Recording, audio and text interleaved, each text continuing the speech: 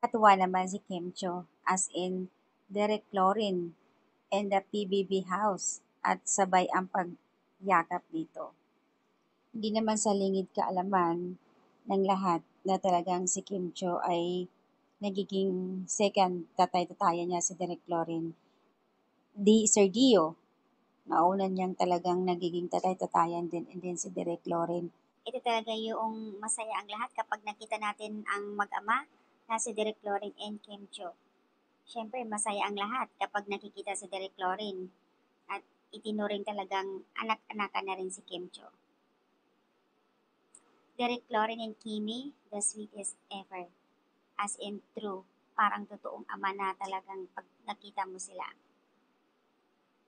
Ang ganda ni Kim Chu Latina. Ito ay pinost ng Star Magic kung saan ay nasa PBB house si Derek Lorin.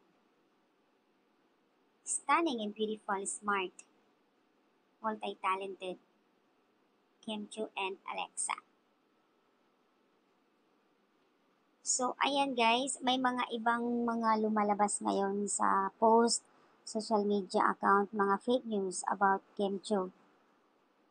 Doon sa movie nila ha, na Kisho, mahirap ipaliwanag sa kanila kasi di ba Star Cinema hindi naglabas ng gross sa kanilang movie.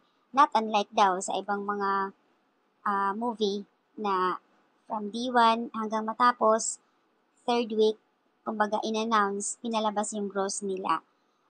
Katulad na lang daw ng Josh Lia, Kath din. So, ang Kim Pao, second day lang daw pinalabas ang gross nila and then sa ibang araw, hindi na. Pero syempre, nakikita nyo naman sa second day nila, 120 million na kaagad. Fifth week na ngayon. Ano na? At sa ibang bansa, grabe, nakatili sa Taiwan kung saan ibang-ibang lugar na. In fairness naman sa daming mga movie ha, ang Kim Pao lang yung tumagal, umabot ang fifth week na. So, first and second day, 120 million na. Ngayon na umabot ng fifth week, anong mangyayari? So, doon pa lang sa comment ng netizens na common sense, day 1, day 2. Kumbaga sa day 2 is naka 120, what more kung naka fifth week na, di ba? Yung iba kasi naghaka-haka na kikisyo, hindi in-announce dahil mababa, hindi umabot ng 1B.